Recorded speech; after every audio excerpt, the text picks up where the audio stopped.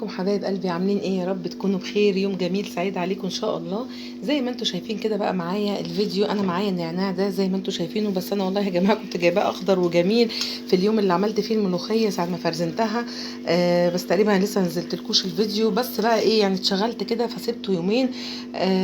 فيعني نشف شويه، بس ما فيش مشكله، برضو هعمل معاكم الفيديو هوريكي ازاي ان انت طريقه ان انت تخزنيه ونعمل اجمل سيرب للنعناع اللي بيتباع بره ب 80 جنيه وب 90 جنيه. صراحه انا مش عارفه هو غالي قوي ليه كده.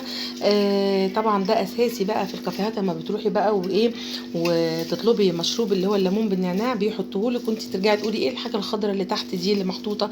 هي سيرب النعناع، ما فيهوش اي حاجه خالص. بنحط شويه سكر على النار مع شويه ميه، وبننزل عليه بقى ايه عدان النعناع الجميله دي. مش عايزه اقول لك بقى الريحه يا جماعه روعه. بننزله فيه يغلي غلوه، لو عندك لون طبيعي من الوان الطعام ماشي، ما عندكيش انا صراحه ما عنديش، ما فيش مشكله، بنكتفي باللون اللي طلع، بس صراحه بيبقى حلو جدا. يلا بينا بقى كده نبتدي نعمل ايه، هشوف هنعمل ايه في النعناع.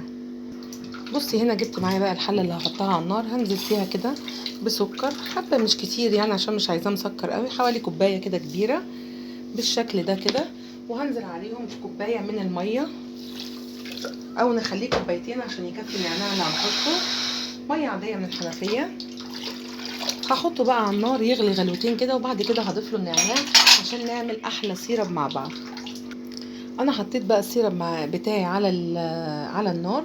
هبدا بقى كده ان انا انزل حزم النعناع دي، طبعا انا غسلاها وهي زي الفل، بس انا بغسلها كويس جدا من غير ما افك اللي فوق ده عشان ايه يعني ما يفرطش مني. تمام كده. هبدا زي ما انت شايفه كده اخد واحده واحده. بصي اللي نازل ده كده ده نعناع، ده ما فيهوش اي حاجه، مش نظيفه خالص. هبدا ان انا اقصه كده بالشكل اللي انت شايفاه.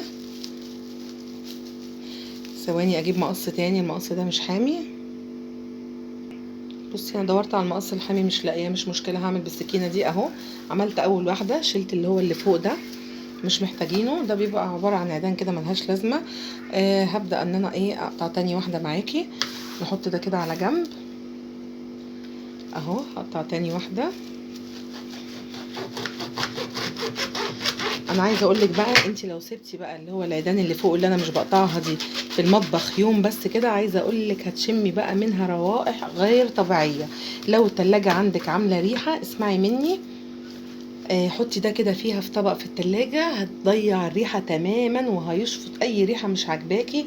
جربي بس الفكره دي كده هتعجبك جدا اهو.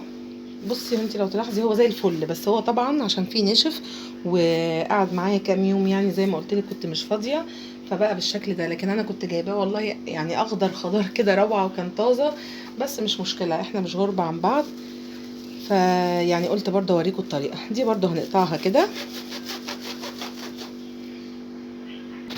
بصي كده انا فرطت كله وقطعت كله الثلاث حزم اللي معايا حلو كده. طريقه ان انا بخزنه ازاي، انا عن نفسي بغسله غسله حلوه زي ما قلت لكم. ممكن اقطفه وممكن اسيبه كده عدان، لان العيدان دي برضو بستخدمها بعد كده، مثلا احطها تحت المحشي. ممكن برضو احطها لو انا بغلي اي حاجه مثلا عايزه فيها ريحه النعناع، بتبقى جميله جدا. فانا قلت الطريقه دي لان انا عايزه العيدان، فبعد ما بينشف خالص بسيبه حوالي 4-5 ايام، بينشف خالص ببدا ان انا افركه كويس جدا. اخد بقى البودر اللي طلع احطه في برطمان، والعيدان دي برضو في برطمان تاني بتنفعني زي ما قلت لكم. بصي هوريكي الحاجه اللي انا مخزناها من السنه اللي فاتت. بصي ده انا عاملاه من السنه اللي فاتت، عايزه اقول لك روعه. بصي لو الكاميرا جايبالك، مش عايزه اقول لك على الريحه بقى بتاعته، فظيع يا جماعه اهو. وبس طبعا احنا عارفين هو مش بيرمي كميه كبيره، يعني دول ممكن مثلا كانوا 4-5 ربط، فهو مش بيرمي كميه كبيره. وطبعا احنا عارفين فوائد النعناع عظيمه جدا جدا. اولا زيت النعناع مسكن للالام، لو عندك الاسنان مثلا وجعاكي او اي كلام من الكلام ده، بيدي رائحه حلوه جدا للفم.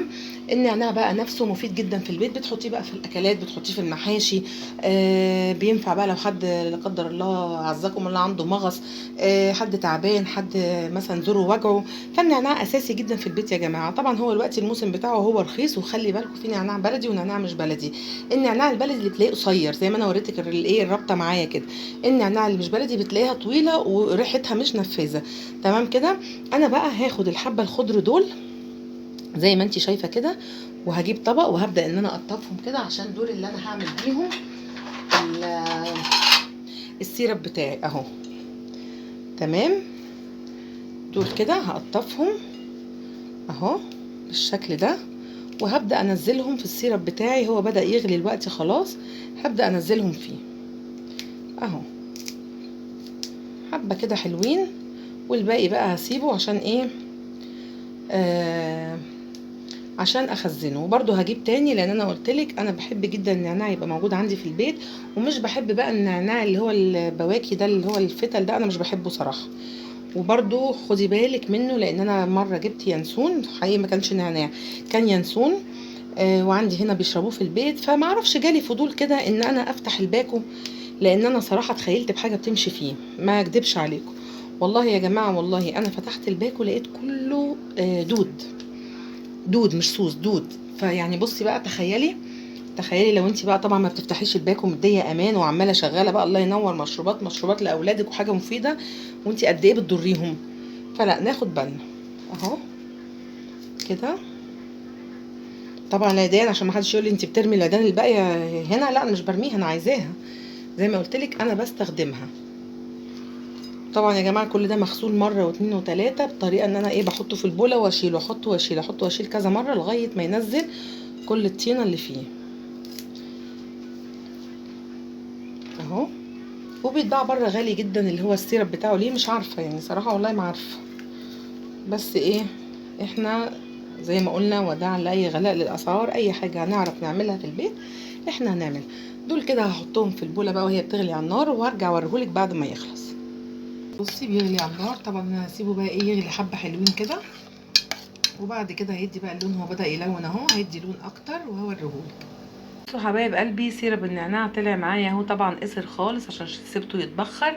طبعا لو عندي لون اخضر اللون هيبقى متعزز اكتر ويبقى احلى من كده، هصفيه وارجع اوريهولك. لو عندك بقى لون اخضر ممكن تضيفيه، ما عندكيش يعني انا ما عنديش، بس هصفيه وارجع اضيفه بعد كده وابقى اصورهولكم. بس دلوقتي هكمل الفيديو كده وابقى ارجع اوريهولك تاني. بصي حبيبه قلبي انا صفيته معايا اهو، بصي هو لونه اخضر بس طبعا مش الخضار اللي هو الجامد.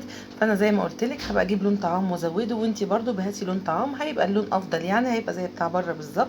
بصي بقى السمك بتاعه، اما تعملي كده لعصير الليمون تاخدي كده معلقه صغيره خالص وتحطيها تحت في المج بتاعك او الكوبايه او الكاسه، هيبقى شكله حلو جدا وهيدي طعم رائع، لان طبعا هو بنكهه النعناع زي ما قلت لك وجميل جدا. لو عجبك الفيديو ما تنسيش بقى الشير واللايك والكومنتس. يا رب اكون عند حسن ظنكم، بحبكم في الله، والسلام عليكم ورحمه الله وبركاته.